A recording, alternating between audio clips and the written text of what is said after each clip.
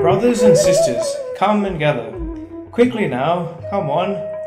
Come and listen to the tale of Seri Vanija, presented by the Lankarama Buddhist Youth Group. This is the story of Devadatta's first encounter with the Bodhisattva many lifetimes ago. A story about the consequences of greed and hate. Our story is set in Damadeva. The Bodhisattva lived as a merchant by the name of Kachaputta. He travelled with his business associate Seri Vanija, selling glistening gold bangles. They were made of the purest metal and encrusted with pearls and diamonds that shimmered in the moonlight. The two had contrasting approaches to business. Kachaputta was a charitable man, selling his wares for cheaper prices. He loved to bring a smile to the faces of the townsfolk. His own happiness came from the happiness of those around him. Seri Vanija, on the other hand, had more materialistic ambitions.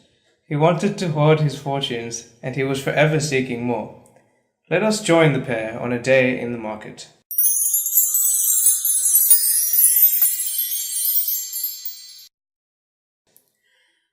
Once upon a time, our two merchants came to an old cottage where a girl from a noble family lived with her grandmother. However, after the girl's parents had died, all of the family's wealth and power had wasted away. The girl lived in forlorn sadness, reminiscing on happier times. Bangles, bangles, most beautiful bangles in the land. If you don't want to miss out, you'd better make sure you get your hands on one of these. Grandmama, look! The merchants are in town. Oh, look at those beautiful bangles they have in their caravans. I should love to wear those to cover these terrible rags I wear. But my dear child, we are but poor folk. We could never afford such beautiful bangles. Oh, it's not fair. Father used to buy me whatever I wanted. I miss the presents he used to give me.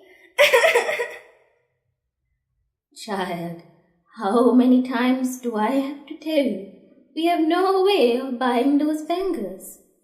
Besides, those bangles will only make you happy for only a few days. Then you will grow bored of them and want something else. Rather, take stock and appreciate what you already have. No, I want those bangles. Do you not love me, grandmother? Why do you cause me such grief? Oh dear child, how do you plan to pay for such an expensive ornament?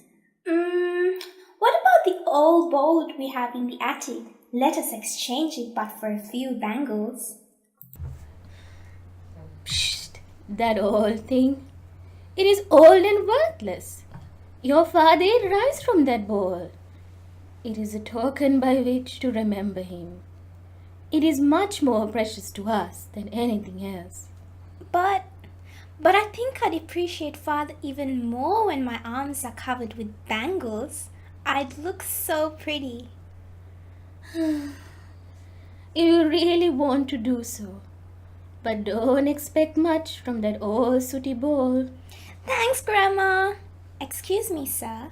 Can I buy some bangles from you? Oh, you'd like to purchase some bangles, I see. It is I, Seri Vanija, and I've quite the assortment from which you can choose. Yes, my granddaughter would love to buy some of your bangles. But alas, we have no coins. We can only offer you this bowl. Gah! Peasants! Show me this bowl of yours. Quickly now, I cannot afford to be late. The young girl showed the merchant the bowl.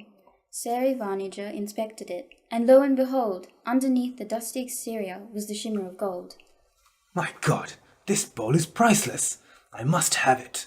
These peasants don't realize what treasure they have in their possession. I know. I will tell them it is worthless, and come back later to get it for nothing. An ingenious plan. Oh, you dropped it. Please, be careful. It is an important treasure to us. This bowl is pretty worthless. I have more valuable pots and pans in my house. It is not even worth a penny. Good day to you. Oh no! Please, please stay, sir. Oh, but I really wanted those bangles. Oh, Grandmama, I'm the saddest person in the world right now. I thought I would at least get one bangle from the merchant. Please, my child. I can't bear to hear you cry. Suddenly, the two hear another merchant calling from the streets. The girl squeals in delight. Oh, look, Grandmother! There, another merchant is coming around. And what luck! He is also selling bangles. Oh, my poor child. Do you not remember how sad you were when the other merchant would not give you any bangles? Can you forget about the bangles and be happy for your dear grandmother? Oh, please, please, Grandmama. All my friends look so beautiful with their bangles. I shall be the only one without. Don't you want me to look beautiful?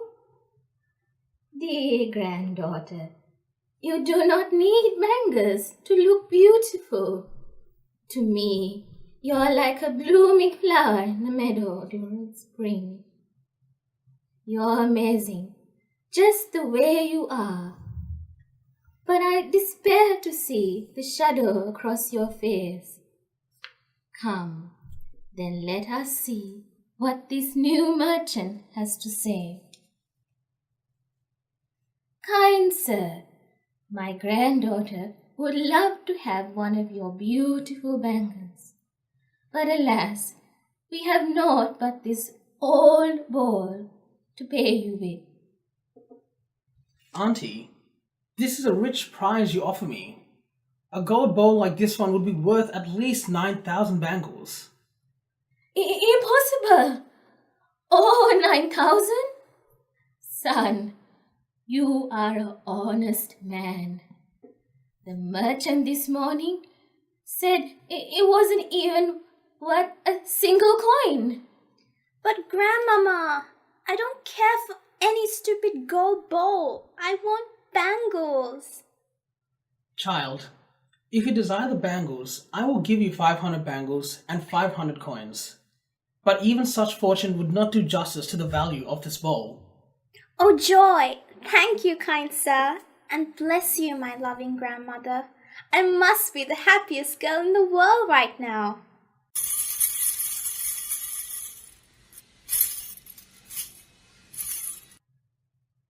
I am glad to see you like this, my sweet. It warms my heart. Now, let us see how you look with those beautiful bangles. And so it was. The girl got her prize bangles and coinage to boot. The grandmother knew that her precious child's happiness would be short-lived before she grew tired of them and craved for bigger and better things. That would be a lesson life would teach her as she grew up. However, the girl's cheer brought a smile to the grandmother's face. They were both content for the present. And thus, Kachaputta set out on his way back to the river to cross back to his own country. But what of the scheming Seri Vanija? Look, here he comes now to get his greedy hands on the gold bowl. Little girl, I've come back, for I could not stop thinking about you, and how sad you were before. I've changed my mind. I will give you 2 bangles in exchange for that worthless old bowl. What do you say to this proposition? The nerve of you! How dare you come back and talk to my child? The gold bowl is with merchant Kachaputta, who gave my girl 500 bangles for it. Now kindly leave the premises. Your negative energy stains the air. You did what? Foolish woman, you do not know to whom you speak? I will break you for what you have done to me. And that fool Kachaputta, where is he? He has always been meddling in my affairs. He will pay. Seri Vanija's burning anger gave him unnatural strength.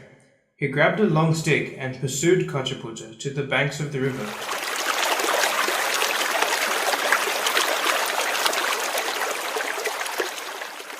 But when he arrived, Kachaputta was already halfway across in his boat.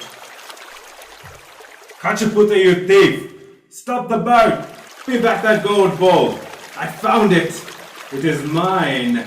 My own! My precious! Yes, my precious! You tricked us! Your greed blinds you, Seri Vanija. I did not trick you.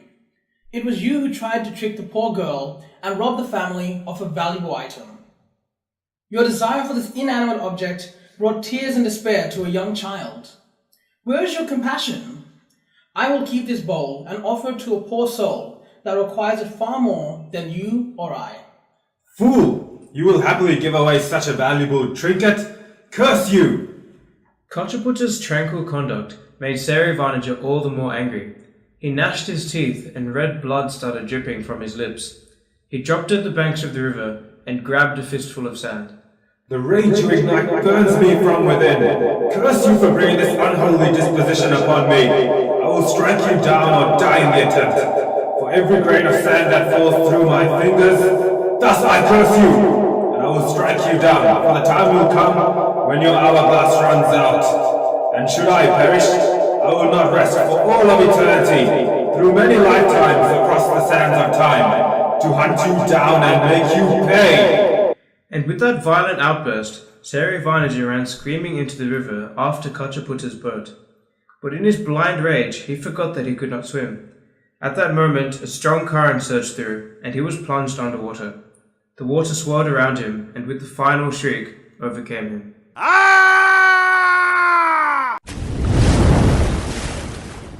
This was the moment Devadatta first vowed enmity and revenge against the Buddha.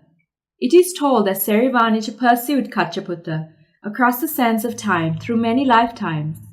Such deep anger and hatred is extremely destructive to one's spirituality and soul. Seri Vanija carried the burden and weight of his envy and hatred through many cycles of births. Seri Vanija and Kachaputta were reincarnated as Devadatta and the Buddha many lifetimes later. But despite all the ill will and negative energy, the Buddha perceived Devadatta's sickness and tried to save him from his pain. However, Devadatta's ignorance sealed his fate, and thus it was. Devadatta's lives were a pain and tortured existence. Let us all reflect on the Seri Vanija Jataka story and observe the destructive nature of anger and greed in our lives. On behalf of all LBYG, may all be protected by the Triple Gem.